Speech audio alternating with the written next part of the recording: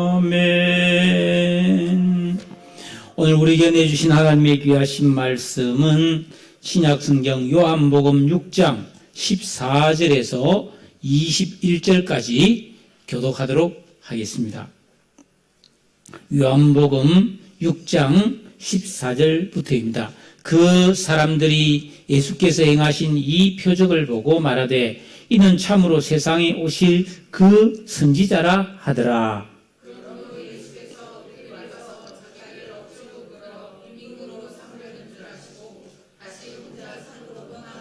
저물매 제자들이 바다에 내려가서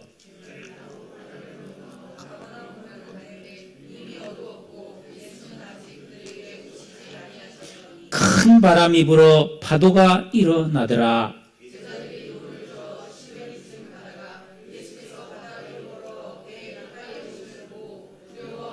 이르시되 내니 두려워하지 말라 하신대 이에 기뻐서 배로 영접하니 곧 그들이 가려던 땅에 이르렀더라. 아멘.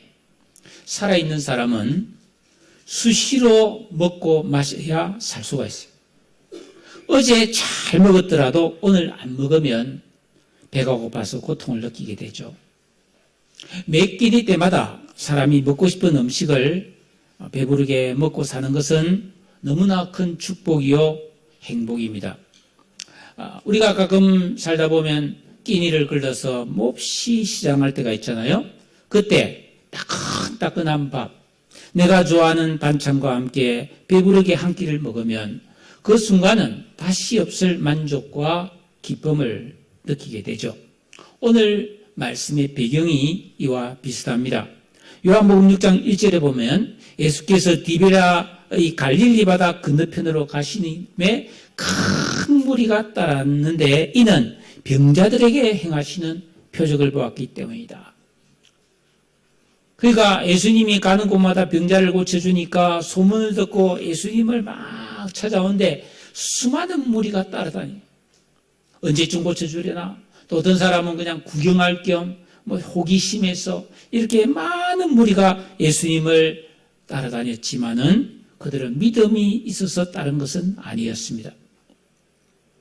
예수님께서 같은 사건, 마태복음 14장 14절에 보면 그 큰 무리를 보시고 길을 멈추어서 넓은 들판에서 그 중에 있는 병자들을 고쳐주셨어요.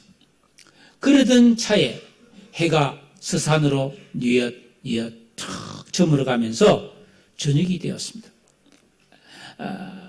마가복음 6장 31절에 보면 예수님과 제자들도 하도 오고 가는 사람들이 많고 막 사람들이 막 이 말하고 저 말하고 예수님 좀 고쳐주세요 막 그러니까 음식 먹을 겨를이 없었다.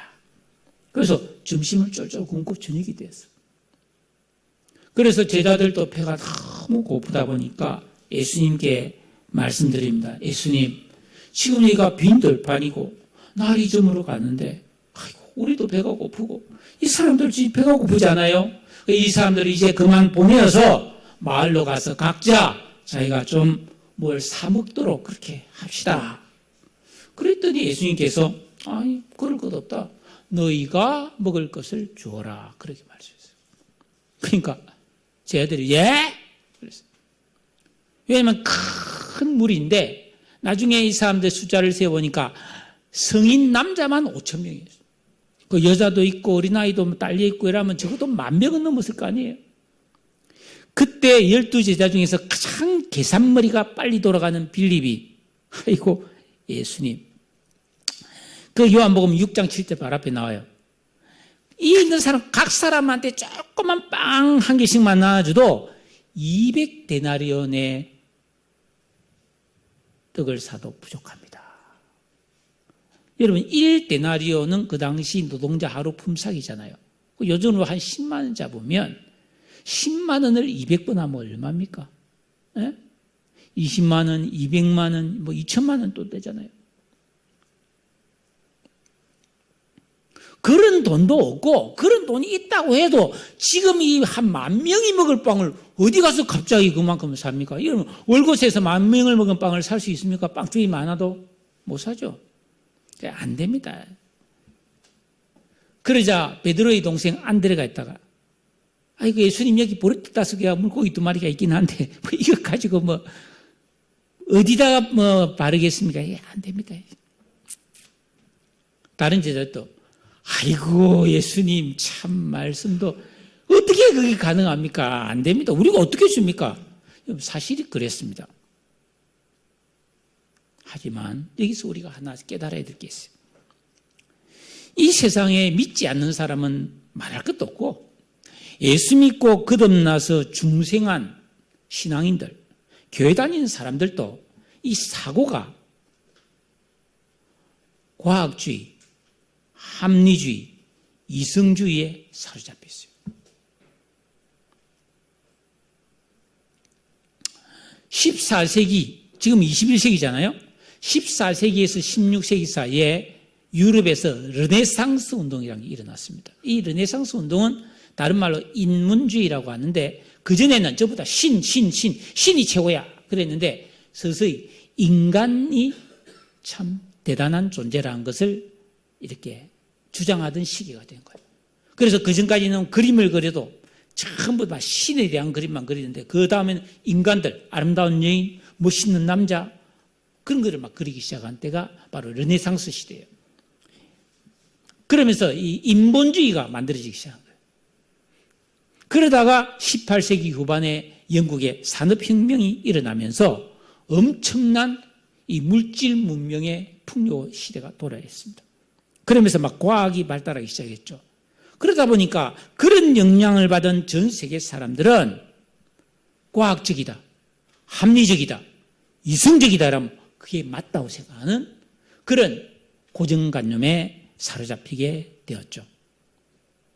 이 과학주의, 이성주의, 합리주의 이게 당연히 지혜로운 것처럼 믿고 살아가는 사람이 대부다수다. 이 제자들도 예수님을 따르고 다녔지만은 이성적인 사람이었어요. 아니 이렇게 엄청난 사람이 모여 있는데 이 사람들을 여기서 어떻게 빈들반에서 먹일 수 있냐고. 그거 불가능합니다. 근데 결국 어떻게 되었습니까? 우리가 잘 아는 오병이어의 기적이 여기서 일어나죠. 예수님께서 그 안드레에게 그래 네가 말하던 보리떡 5개 물고기 가져와봐. 그래서 예수님께서는 11절에 보면 떡을 가져 축사하신 후에 이 말은 축복하고 감사하신 후에 앉아있는 사람들에게 다 나눠주고 물고기도 그들이 원하는 대로 다 먹고 싶은 만큼 나눠주셨다고 그랬어요. 그랬더니 거기 있는 그 어마어마한 숫자의 사람들이 다 배불리 먹었어요. 더 이상 못 먹을 정도로. 참 신기해요. 사람은 아무리 맛있는 게 있어도 어느 정도 먹고 나면 더 이상 못 먹어요. 무한정 먹을 수 있으면 어떻게 되겠어요? 계속 먹을 수 있으면 참 가관도 아니겠죠. 그래서 고대 로마 사람들은요, 귀족들은 하루 종일 먹고 놀고 잔치만 했잖아요. 왜냐하면 노예가 아마 한 집에 100명씩 있었으니까. 자기들 맨날 먹고 잔치만 했어요. 자고 있나면 또 잔치하고 자고 안 자죠. 근데 먹어야 되는데 못 먹겠거든. 그래서 그 다음부터 양 잡고 특이한 것만 먹기 시작해서 새 혓바닥 뭐 이렇게 모기 눈알 요리 뭐 이런 거 먹기 시작한 거예요. 그리고 옆에 막 통을 갖다 놓고 막 토해가면서 먹었잖아요. 참 이게 인간의 어리석음이 참 기도 안 차죠. 자, 거기 모인 사람들이 다 배불리 먹고 남은 조각이 12바구니에 거득했다. 저는 이 말씀을 보면서 야, 예수님이 그때 무슨 빵을 만들어줬을까? 절대로 맛없는 빵을 만들어주지 않았을 거예요. 예? 아마 사람들이 난생 처음 먹어보는 너무 맛있고 영양가 높은 빵을 만들어주셨을 것이라고 생각해요. 그러니 그렇게 배불리 먹은 사람들이 얼마나 기분이 좋았을까요? 이야, 진짜 막 배가 든든하니까 너무 좋았어요. 그리고 충격받았겠죠. 어떻게 우리가 먹은 게 도대체 어디서 났지? 이렇게 생각했을 거예요. 예? 바로 그 유명한 오병이어 기적이죠. 이 말씀은 마태복음 14장 또 마가복음 6장에도 똑같은 말씀이 기록되어 있는데 조금 내용들이 더 있고 덜 있고 차이가 있어요. 그래서 저는 마태복음 14장, 마가복음 6장, 오늘 요한복음 6장을 종합해서 여러분에게 말씀을 전해드리겠습니다. 자, 사람들이 배가 이제 부르자. 그때 정신을 딱 차리고 14절에서 뭐라고 했습니까? 그 사람들이 예수께서 행하신 이 표적을 보고 말하되 이는 참으로 세상에 오신 그 선지자라 하였다. 이 말씀은 구약성경 신명기 18장 5절의 말씀인데 모세가 그 이스라엘 백성들을 출애굽시키고 광야에서 만나도 먹이고 반석에서 물도 나오게 하고 그들을 막 이게 홍해 바다를 가르고 이렇게 인도했던 지도자잖아요. 그 모세가 이제 죽을 때 유언을 합니다. 앞으로 너희 하나님 여호와께서 너희 가운데 내 형제 중에서 나와 같은 선지자 하나를 일으킬 것이다. 너희는 그의 말을 들으라. 나와 같은 선지자, 하늘에서 만나를 내리고 반석에서 물을 내는 그런 선지자가 나올 거라는 거예요. 그러니까 이스라엘 백성들은 그런 선지자가 오기를 간절히 기다렸겠죠. 왜? 먹고 사는 문제는 항상 힘드니까. 모세처럼 만나를 내릴 선지자가 누가 있냐 말이에요. 근데 없어. 근데 예수님이 광야에서 5,000명을 먹였잖아. 이야! 우리 모세께서 말씀하신 그분이 바로 이분이다. 이렇게 사람들이 깜짝 놀란 거죠.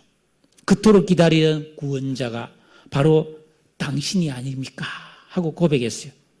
그래서 15절에 보면은 억지로 예수님을 붙들어서 자기들의 임금으로 삼으려고 했습니다. 왜? 이분만 있으면 먹고 사는 문제가 해결됐잖아요. 하늘에서 맨날 먹고 떨어져 줄 텐데. 광야에서도 그냥 배불리 밥과 고기를 주는데.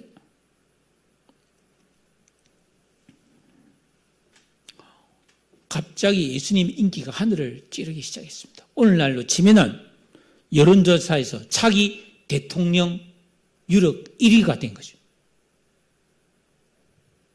지금 윤석열 대통령이 대통령 된 지 1년 조금 지났는데 차기 대통령이 이재명이 되느니 한동훈이 된다느니 안철수가 된다느니 그런 후보자들이 있잖아요. 몇 프로 전부 다 왜 10몇 프로 1점 몇 프로 몇 프로 그밖에 안 돼요. 근데 예수님은 뭐예요? 단분이 100%가 돼버려요. 만약에 지금 다음 대통령이 아무개가 되는데 이 사람 100% 된다. 전 국민이 다 그 사람을 지지한다 이러면 난리가 나겠죠. 그때 가장 기분이 좋았던 사람이 제자들입니다. 그래, 자기들도 배부르게 먹은 데다가 드디어 사람들이 우리 예수님의 진가를 알아보고 왕이 돼야 된다고 한다니까 이게 진짜 우리도 이제 좋은 날이 뭐잖아 올 거다 말이에요. 왜? 예수님이 왕 되면 제자들도 다 한 자리 차지할 거 아니에요? 예? 지금 대통령 봐보세요. 장관 임명하고 방송통신위원장 임명하고 인권위원장 임명하고 기분 좋게 니 해라 너 해라 니 해라 나눠주잖아요. 대통령이 이미 대단하잖아요. 반대해도 그냥 임백작 죽버리는 거예요. 그만큼 막강한 거지. 제자들은 이야 내가 고생한 보람이 있어서 드디어 우리에게도 좋은 때가 오는구나 해서 막 그 생각만 해도 기분이 좋은 것이. 이야 그러나 예수님은 이것이 사탄의 유혹인 것을 정확하게 분별했습니다. 왜냐하면 예수님은 이 땅에 왕으로 오셨지만 군림하고 대접받는 왕이 아니라 자기 목숨을 많은 사람이 대속물로 주는 고난받는 왕이 오셨다. 그분은 많은 사람의 종의 모습을 가지기 위해서 오셨다. 십자가에 죽기 위해 오셨단 말이에요. 왕이 돼서 떵떵거리고 큰소리치며 사는 게 하나님 뜻이 아니었습니다. 그러니까 사람들이 높이고 칭송해서 예수님이 높아지는 것은 하나님 뜻이 아니기 때문에 이건 사탄의 역사죠. 또한 아담 안에 있는 악한 인격, 악한 지각, 악한 감성을 가진 사람들은 변덕이 죽을 듯하여 믿을 수 없고 그런 사람을 의지해서는 안 된다는 것을 예수님은 아셨어요. 그래서 실제로 요 조금 있다가 보면은 저 뒤에 34절에 보면 사람들은 예수님만 만나면 주여 이 떡을 항상 우리에게 주세요. 뻑하면 배고픈데 먹을 것 좀 주세요. 뻑하면 그런 말 하는 거예요. 그래서 예수님이 안 되겠다 싶어서 뭐라고 말씀하시냐면 35절에 나는 생명의 떡이니 내게 오는 자는 결코 줄이지 아니할 터이요 나를 믿는 자는 영원히 목마르지 아니하리라 하면서 48절에 내가 곧 생명의 떡이다 하면서 그 밑에 보면은 내 살을 먹고 내 피를 마셔라. 그러면 영원히 목마르지도 않고 배고프지도 않게 될 것이다. 사람들이 갑자기 무슨 소리냐 말이야. 아니 사람 고기를 먹고 사람 피를 마시라고? 주 예수님 정신이 지금 저 사람이 제정신인가? 그러면서 66절에 보면 많은 사람이 떠나가고 다시는 예수님과 함께 다니기를 싫어했다고 되어 있어요. 26절 봐보세요. 바로 옆에 26절 있죠? 26절 보면 예수께서 말씀하시기를 내가 진실로 진실로 너희에게 이르노니 너희가 나를 찾는 것은 표적을 본 까닭이 아니고 떡을 먹고 배부른 까닭이로다. 사람들은 지금도 그렇잖아요. 먹는 걸 삶과 살면서도 막 좋은 거 먹는 걸 그렇게 좋아하는 거예요. 어디 가면 맛있는 게 있다면 막 바리바리 막 찾아가는 거지.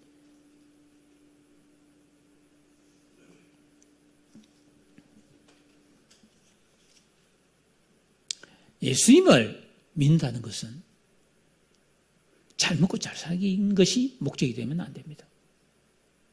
그 무엇이 목적인가? 좀 이따가 보도록 하겠습니다. 이 세상을 살아가는 사람들은 지극히 자기중심적이고 이기적인데 때로는 사랑하는 사람이 생기면 간이라도 빼줄 것처럼 다 해준다고 합니다. 내 마음에 쏙 드는 사람에게는 무엇을 줘도 아까울 것이 없고 내게 유익이 되고 도움이 되는 사람이라면 입에 침이 마르도록 칭찬하고 내가 당신을 좋아합니다. 당신을 위해 목숨 바치겠습니다. 맹세도 하고 높여주기도 해요. 지금도 보면 뭐 유명인들, 유명 가수들, 뭐 스포츠 스타들 보면 막 선물을 보내고 막 후원금을 보내고 막 그러잖아요. 뇌물도 보면 막 몇백억을 주기도 하고 뭐 그렇잖아요. 그런데 아담 안에 있는 옛사람의 악한 지각과 인격과 감성이 그 마음에 가동되고 있는 사람의 마음은 너무 쉽게 변하고 그 은행이 참으로 깃털보다 가벼워서 돌변하기가 쉽습니다. 예수 믿고 구원받은 성도는 너무 조급하게 사람을 칭송하고 내 마음을 주고 그러다가 또 내 마음에 안 들면 너무 쉽게 미워하고 실망하고 비난하는 가벼움에서 벗어나야 합니다. 그것은 길가 돌박 가시밭을 그대로 가진 옛사람의 마음이에요. 그리스도인은 예수 믿고 구원을 받았으므로 예수 그리스도의 십자가의 은혜와 하나님의 말씀과 성령의 도움을 받아 의와 진리와 화평함을 따르는 새 사람의 의식과 직업과 인격을 만들어서 옛사람의 모습과는 다르게 살아야 돼요. 특별히 우리가 예수를 믿을 때에는 기쁠 때나 슬플 때나 내가 손해를 보고 억울함을 당하고 박해와 멸시를 받더라도 내 마음은 정했으니 변치 말게 하소서라는 한결같은 주를 향한 믿음으로 거룩한 이 좁은 길을 가는 사람들이에요. 그래서 성도인 것입니다. 구별된 사람이란 뜻이죠. 근데 이게 쉬운 일이 아니죠. 예수님께서는 이미 요한복음 2장 24절에서 예수는 그의 몸을 사람들에게 의탁하지 않았다. 이는 친히 모든 사람을 아시며 또 사람에 대하여 누구의 증언도 받으실 필요가 없으니 이는 그가 친히 사람의 속에 있는 것을 아셨음이라 라고 말씀했습니다. 예수님은 사람들의 마음에 있는 것을 다 아셨어요. 그래서 사람들이 뭐 칭찬하고 좋아서 막 들뜨고 막 아이고 저 사람이 나를 좋아하는 것보다 그래요 하면서 그렇게 하지 않았다는 거예요. 그러나 제자들은 그렇지 못했어요. 사람들이 막 예수님을 칭송하고 막 그러면서 당신도 저분의 제자입니까? 아이고 하면서 그 사람은 높이주고 이러니까 막 자기가 뭔가 된 것처럼 막 흥분되고 마음이 동요했어요. 그래서 예수님은 마가복음 6장 45절을 보면 즉시 제자들을 재촉해서 등을 떠밀어서 야 너희들 여기 있지 말고 빨리 배를 타고 건너편 가버나움으로 가라고 막 등을 떠밀어서 쫓아보냈어요. 내가 이 사람들 다 보낼 테니까 너희들은 막 빨리 여기 있지 말고 막 짐 챙겨서 빨리 배 타고 저 갈릴리 호수 건너편으로 가 있어라. 내가 나 따라갈 테니까 가라고.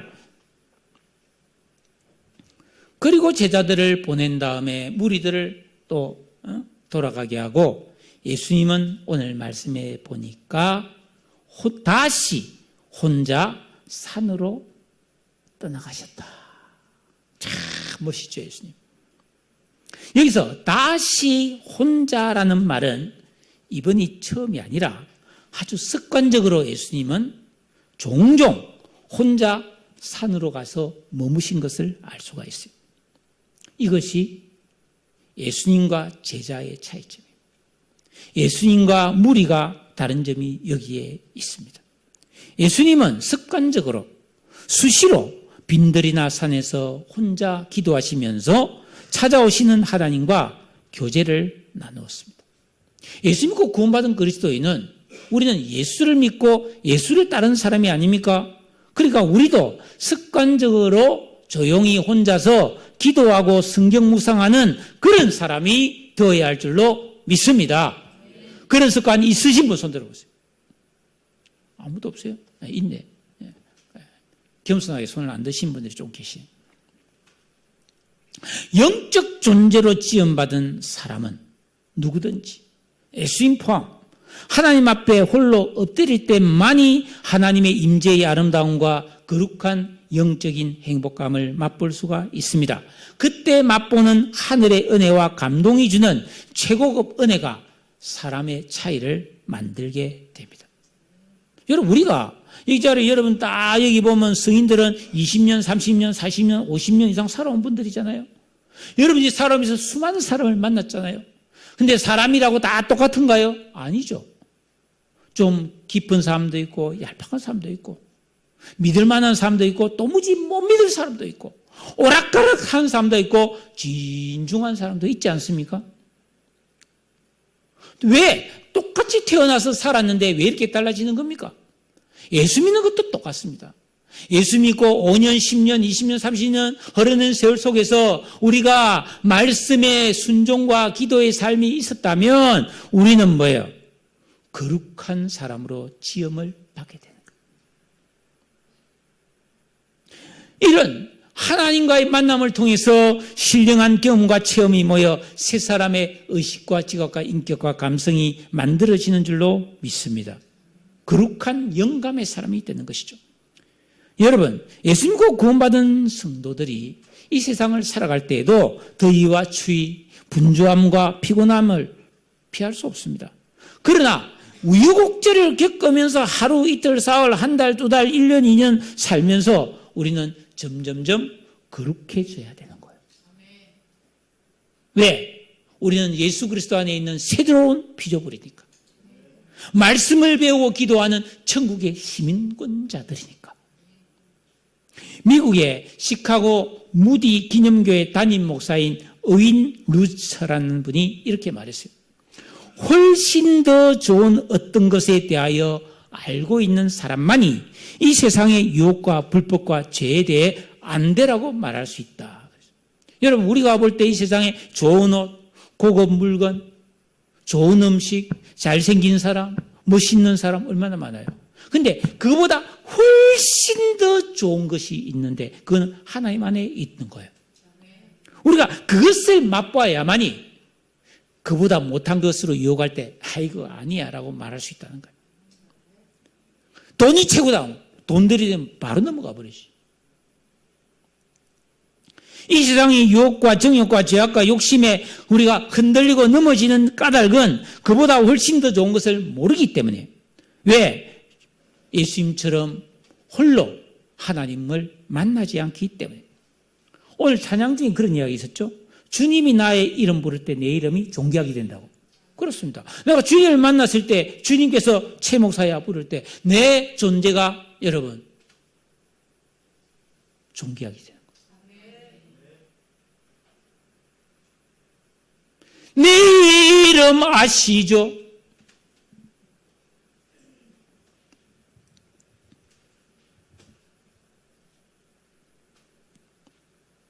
우리가 하나님을 만날 때보다 아름답고 존귀한 것은 없는데 이 시대의 가장 큰 문제점은 다른 사람은 뭐 또 말할 것도 없고 그리스도인들도 조용히 혼자 기도하지 못하는 거예요. 혼자 있으면 바로 그냥 핸드폰 열어서 막 이것저것 뒤져보는 게 그게 그냥 습관화되어 버렸어요. 저도 그런 습관이 많이 굳어져 있어요. 저도 핸드폰을 자주 열어봅니다. 이러면 안 되는데 하면서도 열어보는 거죠.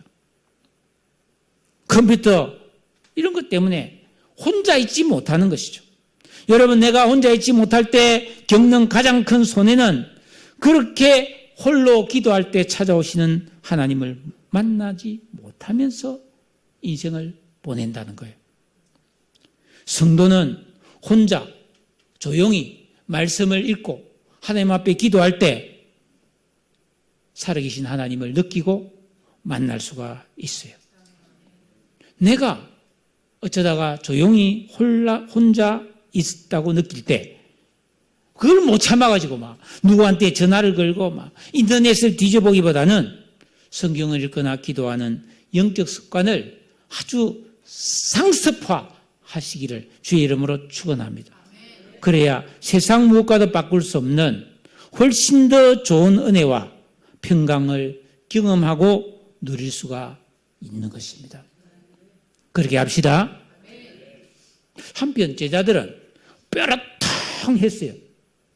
아니 여기 지금 분위기 좋은데 예수님 막 등을 떠밀어서 야 너희들 배 타고 막 빨리 건너편으로 가 막 쫓아내는 거예요. 예수님 왜 이러세요? 이러면서 잡수러 빨리 가 이랬어요. 제자들은 유쾌하지 않은 마음으로 17절에 보니까 배를 타고 바다를 건너서 가버나움으로 가는데 이미 날은 어두워졌고 예수님은 산에 가서 기도하고 있는 거예요.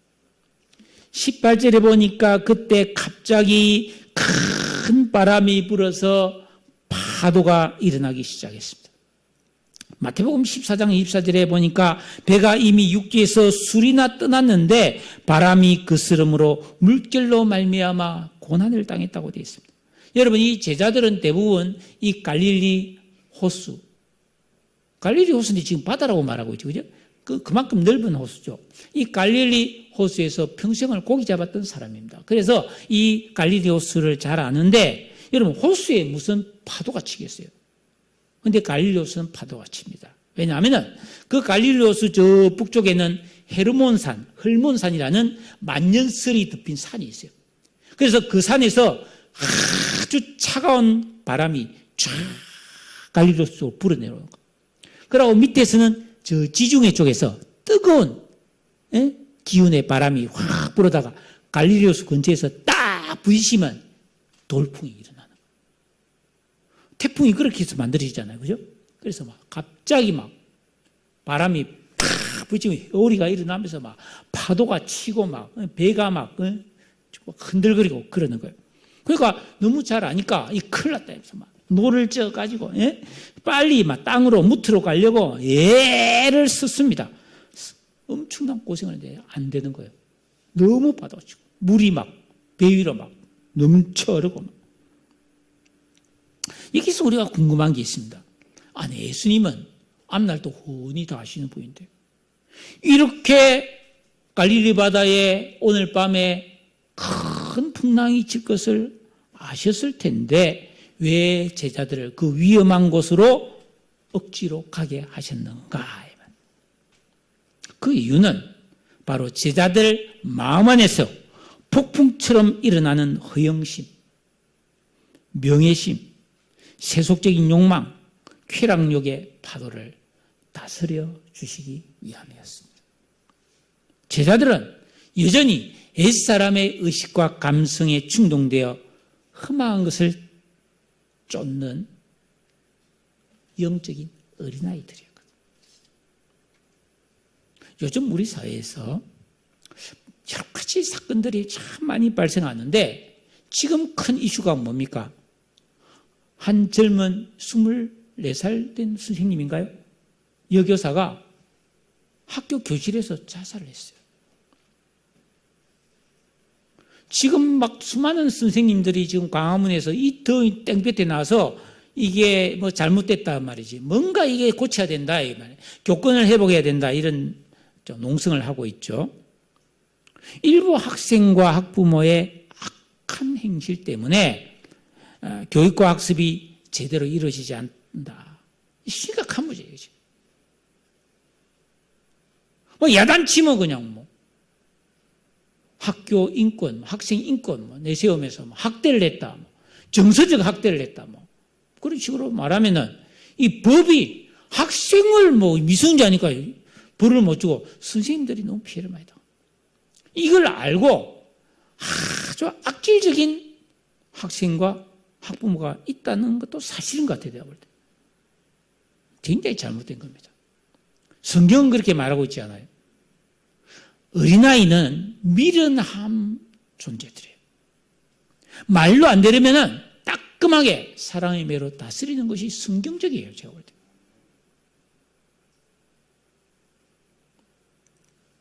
가르침에 있어서, 교육에 있어서 가장 중요한 주체는 교사입니다.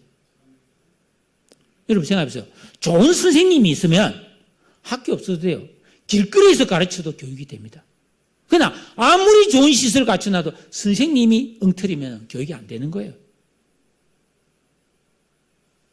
하나님께서는 이걸 아시고 우리에게 가장 귀한 스승인 예수님을 보내주셨어요. 우리에게 성경을 주시고 성령님을 우리에게 보내주셨어요. 그래서 우리는 말씀과 성령에 의해서 교육을 받아야 사람이 되는 거예요. 요한복음 14장 26절에 보면 예수님께서 말씀하시기를 보혜사 곧 아버지께서 내 이름으로 보내실 성령 그가 너희에게 모든 것을 가르치고 내가 너희에게 말한 모든 것을 생각나게 하리라 그랬어요. 그러니까 하나님은 우리의 성장과 영적인 자라남에 대단히 관심이 많습니다.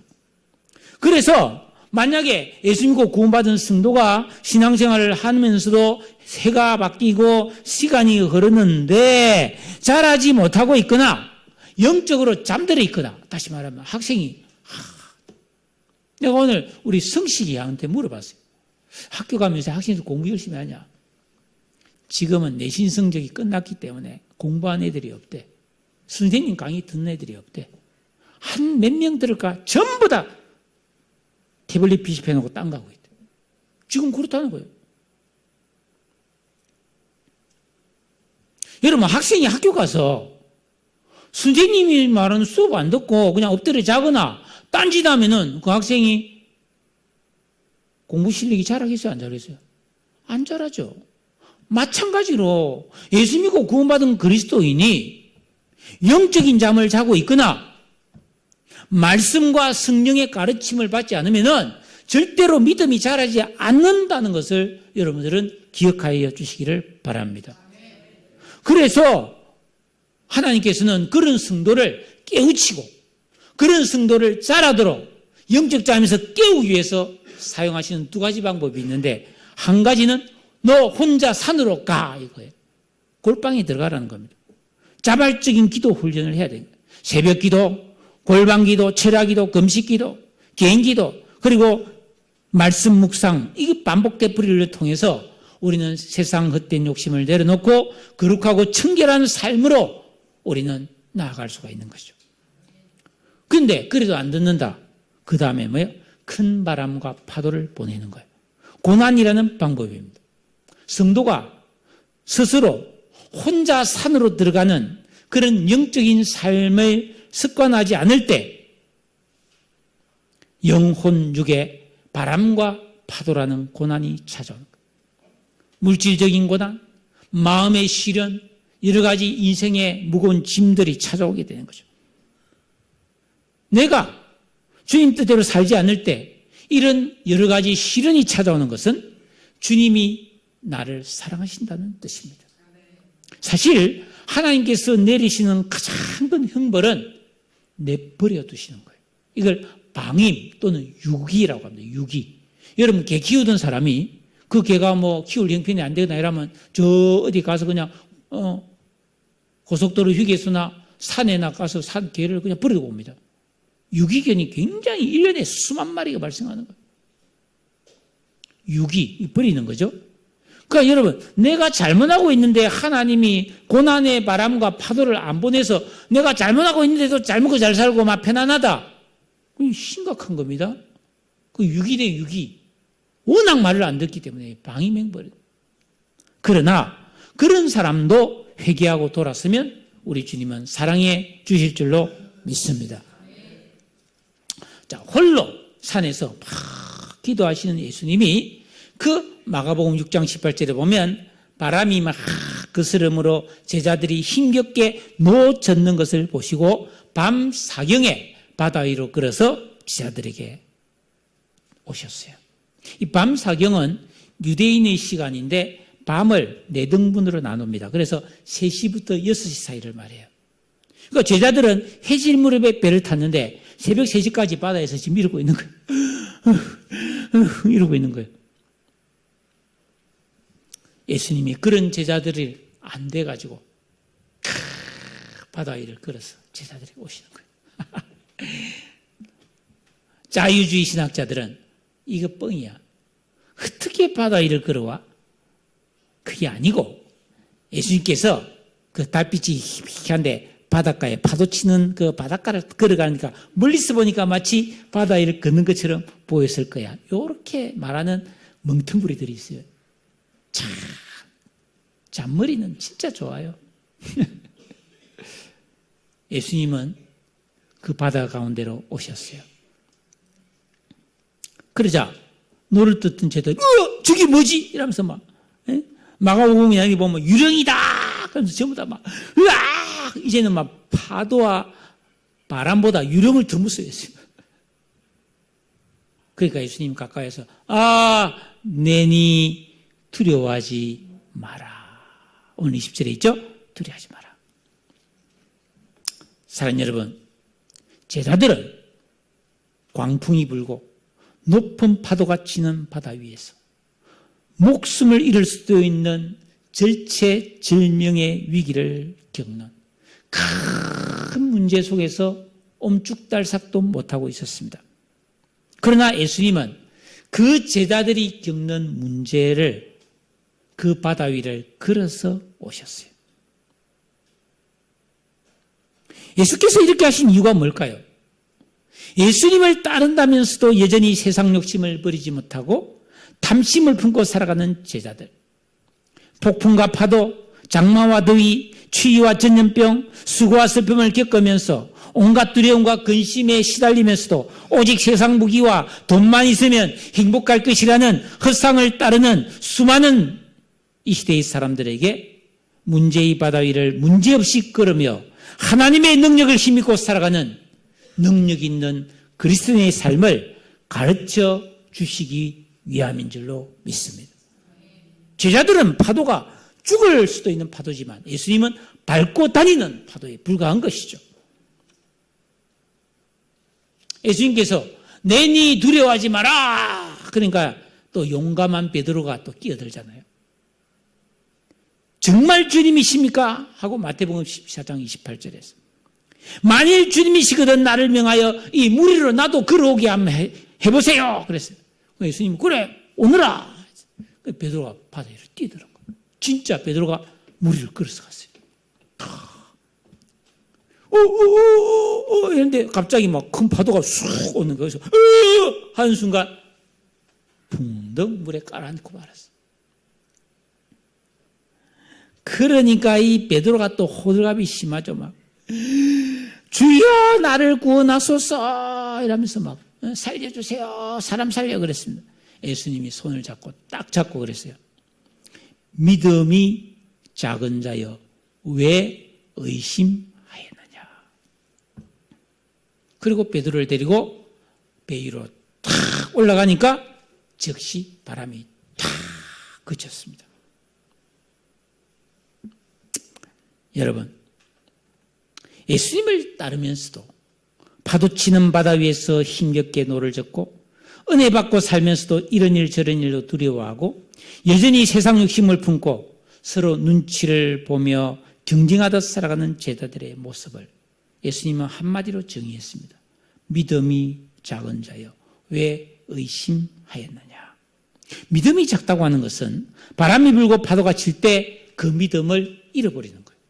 지속하지 못하는 겁니다.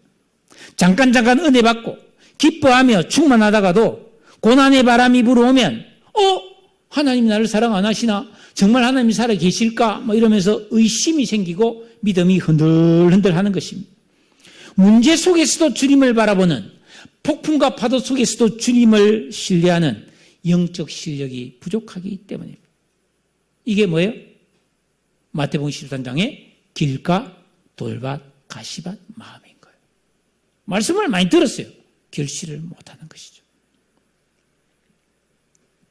요즘 건강에 대한 이야기를 많이 하면서 늙어도 넘어지지 않고 건강을 지키려면 근력 운동을 해서 근육을 키워야 된다. 종아리, 허벅지, 엉덩이에 근육이 있어야만이, 그래야 허리도 안 아프고 잘 안 넘어진다. 그런 얘기 많이 들어보셨죠? 마찬가지예요. 우리가 평소에 기도하고 성경 보고 순종하고 헌신하는 영적인 근육을 만들어야 고난에 쉽게 넘어지지 않고 두려워하지 않고 근심하지 않고 넘어지지 않는 견고한 믿음의 사람이 될 줄로 믿습니다. 어떻게 하면 그렇게 작은 믿음이 커지고 두려워하는 믿음이 견고해지게 변화될 수가 있을까요? 그거는 간단합니다. 예수 믿고 구원받은 성도라면 그 예수님을 내 인생의 주인과 왕으로 모시고 계명을 순종하고 주기도문으로 기도하는 진정한 영적 생활을 통해서 내 안에 있는 옛사람의 마음, 변덕이 심하고 근심염려 좋아하고 세상 것 좋아하는 이런 악한 지각과 감성을 뽑아내고 새사람의 의식을 만드는 진정한 영적 생활을 해야 우리의 믿음의 근육이 자라고 여러분 우리 심령이 새사람의 의식으로 변화될 줄로 믿습니다. 예수님은 이 산에 올라가서 기도했을 때는 예수님이 힘들고 어려워서가 아니에요. 가장 잘 나가고 성공하고 사람들이 예수님을 칭송할 때 예수님은 그걸 뿌리치고 산에 가서 기도하셨단 말이에요.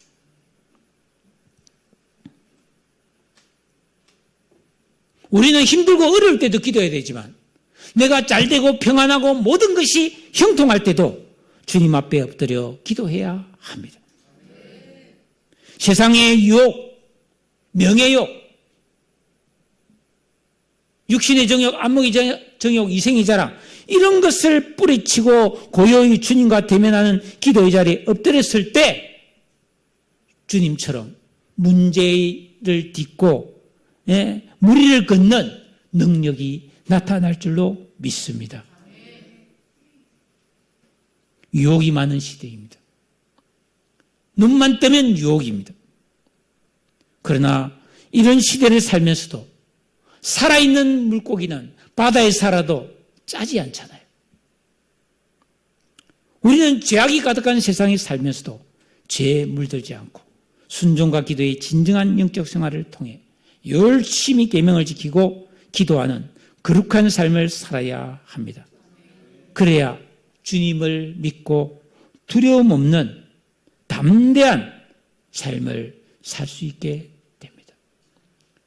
예수님은 오병이어의 기적을 통해 수많은 사람들을 그저 먹여주셨지만 잘 먹고 배불렀다고 해서 두려움이 사라지는 게 아니고 정말로 살아계신 예수님을 내 속에 모셔드려야 두려움이 사라지는 거예요. 주님 주시는 빵이 아니에요. 주님 그 자체를 내가 모셔야 되는 거예요. 주님 주시는 복이 중요한 게 아니에요. 그 주님을 내 속에 모셔야 되는 겁니다. 할렐루야. 그랬을 때 오늘 말씀 21절입니다. 다 같이 읽어볼까요? 시작. 이에 기뻐서 배로 영접하니 배는 곧 그들이 가려는 땅에 이르렀더라. 주님을 내 안에 모셔드려야 돼요. 그래야만이 소원의 항구에 도달하는 거예요. 내가 가려는 목적지, 내가 이루고 싶은 소원, 우리 주님과 함께 폭풍을 뚫고 형통하게 나아가는 그런 우리 모든 성도님 되시기를